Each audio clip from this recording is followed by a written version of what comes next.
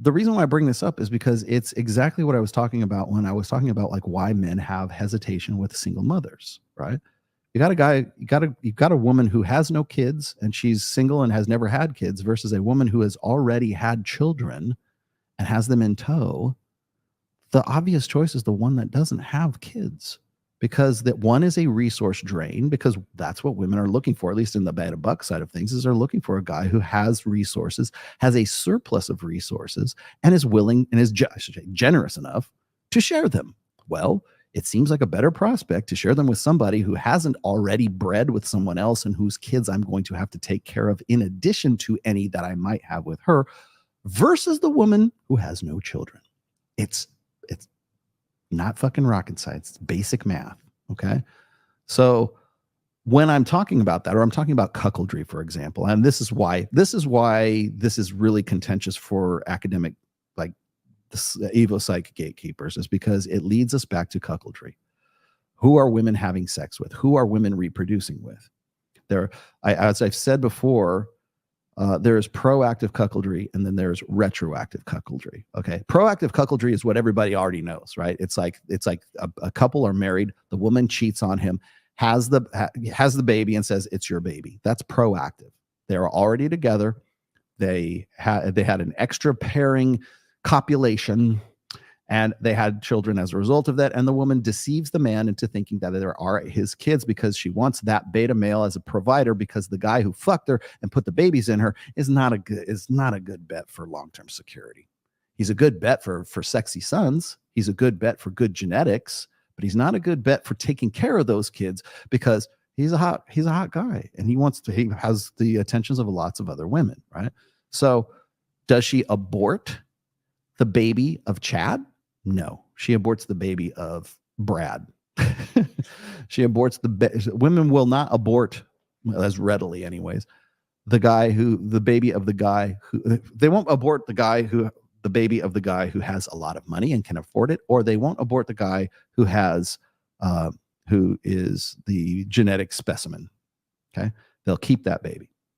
They'll abort the baby of the guy who they think is never going to be a winner. Is always going to be a loser and is never going to be a winner. Okay.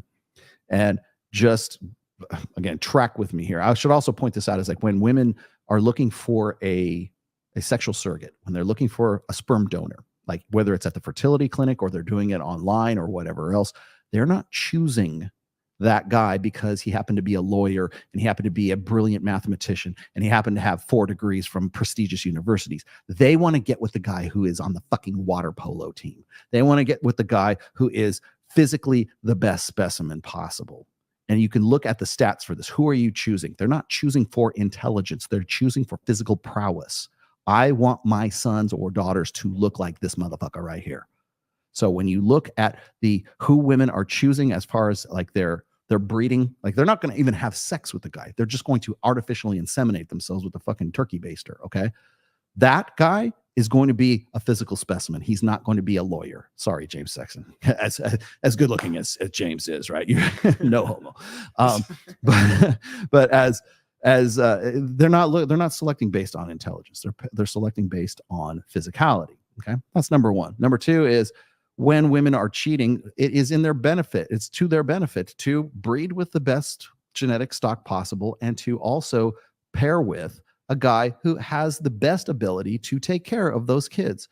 Women are looking for both of those aspects in the same guy. Ideally, they would love to have that guy, but they never come at the right time. They never come in the party years. So what happens is she breeds with the guys or has sex with the guys who are, 18 to 28, has sex with the guys in the foam cannon party in Cancun, right?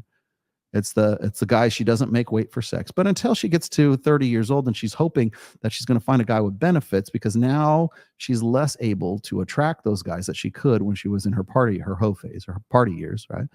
And so now she's got to find a guy who's a good bet for the future or is already a winner. As Rich Cooper would say, women don't care about men's struggles. They care about, or they wait at the finish line and they fuck the winners, right? As I said before, not all women can be at the finish line to fuck the winners. So they have to make bets on horses that they think that are going to win. So when women get to 30 years old, average age of first marriage, there are either waiting at the finish line or they got to get with the guy who has prospects. Who are those guys? The good provider guys. The guy who has who has a better potential for provisioning, protection, and parental investment.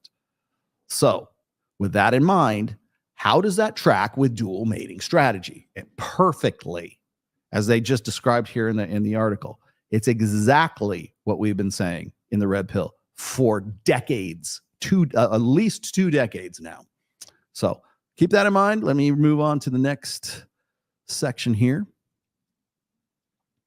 Good genes from an affair partner with parenting support from the primary partner. I love how they like soft sell these things. No, it's cuckoldry is what it is, my friends. Because rarely do the two exist in the same male. Ideally, that's what women want. That's what women describe as the complete package. I want the complete package. Well, what's that? He's got to be good looking. He's got to be 6'5", trust fund, finance, blue eyes. He's also got to love his mom. He's got to want kids. He's also got to like puppy dogs and rainbows and Disneyland. And he also has to feed me Ben and Jerry's whenever I'm depressed and it's Shark Week and I have to have all of these. And he's just going to do all these things for me, right? And he can't ever be boring. And he's always got to be exciting and rarely do all those qualities, alpha fucks qualities and beta bucks qualities, rarely do they manifest in the same man at the same time when women need them the most. Because we also take into consideration the timeline on which women need those things. Okay, let's keep going. Contrary to the mate switching hypothesis, the study found no evidence that women preferred their affair partners overall or saw them as a better long-term mates. Women did not rate their affair partners higher in terms of mate value or personality compared to their primary partners. This indicates that women are not typically seeking to replace their primary partners with their affair partners. Got it? Thank you. Instead, they seem to maintain a clear distinction between the roles of the primary and the affair partner, valuing different qualities in each. Interestingly, the study also found that men exhibited similar patterns to women in their infidelity behavior. Guess what, children? Men and women like to fuck. We all like to fuck. This suggests that men, like women, may also engage in infidelity to seek genetic benefits from physically attractive affair partners while valuing their primary partners for parental investment. I don't think it's so much that. I think men want that comfort from mama. They want to fuck it's the Madonna whore complex, right? We want a porn star on the streets and a mommy, or a porn star in the sheets and mommy in the streets, right? Whatever. It's turning a hoe into a housewife or turning a housewife into a hoe. Okay, finding that men were strategically dualistic as well. You notice what's funny is like, do you see the deflect here? We found that women actually do want to fuck hot guys as affair partners and still want to keep them as keep their dads or their married partners sort of in the bullpen right there. But it's okay because men do it too. No, we know that men want to fuck hot chicks. We don't need a study to tell us that, and we don't need you describing that. The real news here is that mate switching hypothesis is bullshit. Finding that men were strategically dualistic as well, prioritizing physical attraction in affair partners and parental abilities in primary partners was a surprise. To no one, no one inside the Red Pill. Murphy told SciPost. However, it's consistent with some past research, some of which suggests men are even more dualistic than women in their affairs. Ooh, men do it too. Ooh, who cares about what women are thinking? Because men are doing it and they're doing it worse. Guess what, Mac? We already knew that. Guess what? The Red Pill has already accommodated that, has already been talking about that for forever. The qualitative data provided further insights into the diverse motivations behind infidelity. Some participants' responses aligned with the dual mating strategy. For example, several women mentioned being physically attracted to their affair partners and wanting to experience being with someone more attractive than their primary partner. Guess what? She wants to be bent over the fucking kitchen table, and unlike dad is going to do. So let's keep going. Although the findings did not support the mate switching hypothesis overall, some participants indicated that they had affairs in search of a better long-term partner. Yes, but they still fucked the guy because he was hot. You know what? I kept thinking maybe he would be a great, partner that I could switch up to. But I got with him because, well, he looked like Jake Gyllenhaal. He looked like Ryan Gosling. A few women mentioned falling in love with their affair partners or wanting to be with them long term. Yeah, because they're dignitized, which reflects the mate switching strategy. This indicates, yeah, but what's funny is it might reflect the mate switching strategy, but you don't get to the mate switching strategy without the hot monkey sex of dual mating strategy first. This indicates that while mate switching may not be the dominant motive, it's still relevant for a subset of individuals. Yes, or else the other possibility here is that it's cope, and we've got to find some way to square the circle of he was hot, I was drunk, and one thing led to another. Both men and women cited a desire for variety and novelty as a reason for their affairs. What? Because Dr. David Buss and his team found back in 2017 that wasn't actually the case. Women are blameless. It's men who are the problem, right? This motivation aligns with the idea that the individuals seek new and exciting experiences outside their primary relationships. Yeah, for men, it's called porn.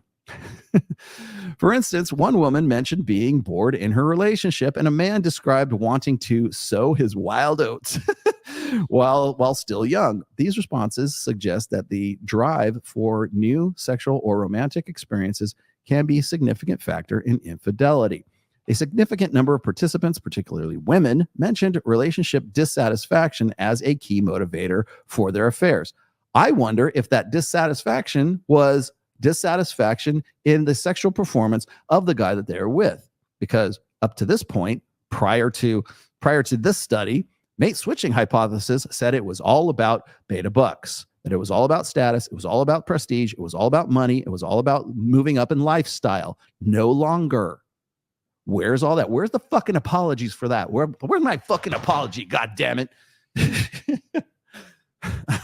I'm sorry about this, but I ate a lot of shit for this stuff, and now fucking the chickens come home to roost. Okay, some participants reported infidelity as a form of revenge against their primary partners. I also have, by the way, I don't have it on tap, but I know I have this in my my Twitter bookmarks, that women can facilitate revenge sex way better and are more apt to perform, let's say, to cheat on a husband or a wife as a form of, a husband or a boyfriend as a form of revenge. For example, one woman mentioned discovering her partner's emails seeking other women, which prompted her to cheat as a form of payback. There you go. And it's easier for women to do that too. A few participants indicated that their affairs were driven by a desire to validate their attractiveness and desirability. I think this is probably a little bit more common than people would really like to admit. For example, one woman wanted to know that other men still found her desirable and wanted to gain more sexual experience. This reflects a motive to acquire information about one's own value and attractiveness in the mating market. Although less commonly cited, the multiple investors hypothesis was supported by a few responses. This hypothesis suggests that women might engage in infidelity to secure additional resources and support from multiple partners, basically orbiters, also known as the OnlyFans gambit, thereby enhancing their offspring's survivability, because obviously if you have multiple people helping you, it's much better, right? This strategy is particularly relevant in environments where the primary partner's investment is insufficient, prompting women to seek supplementary help from other men. It's the orbiter's tactic. Okay, I think I'm going to stop. Is there any more? Okay, I'm going to stop right here, and we'll bug out of that. There we go. I think I've made my point adequately. All right.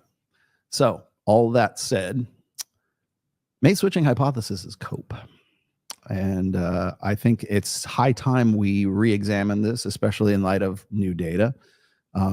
I also think that we also need to, if we're going to re-examine this, and if we're going to pick it apart, I mean, please go ahead, go and read what I've written on Substack. I get into a whole lot more detail than I'm able to do in just 2 hours here. So keep that in mind.